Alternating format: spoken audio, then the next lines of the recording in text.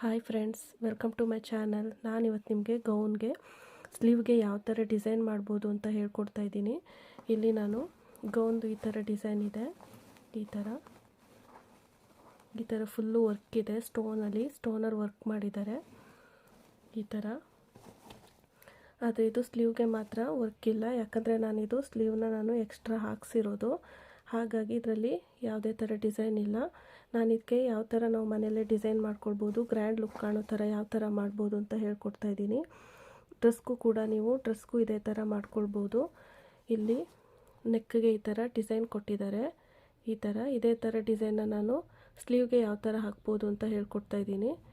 ವಿಡಿಯೋನ ಸ್ಕಿಪ್ ಮಾಡಿದೆ, ಕೊನೆವರೆಗೂ ನೋಡಿ ಫ್ರೆಂಡ್ಸ್. ಹಾಗೆ ನನ್ನ ವಿಡಿಯೋನ ಯಾರ್ಯಾರು ನೋಡ್ತಾ ಇದ್ದೀರೋ ಪ್ಲೀಸ್ ಒಂದು ಲೈಕ್ ಮಾಡಿ ಫ್ರೆಂಡ್ಸ್, ಹಾಗೆ ಶೇರ್ ಮಾಡಿ ಫ್ರೆಂಡ್ಸ್. ಪ್ಲೀಸ್ ಇನ್ನೂ ಯಾರ್ಯಾರು ಸಬ್ಸ್ಕ್ರೈಬ್ ಮಾಡಿಲ್ವೋ ಸಬ್ಸ್ಕ್ರೈಬ್ ಮಾಡಿ ಫ್ರೆಂಡ್ಸ್.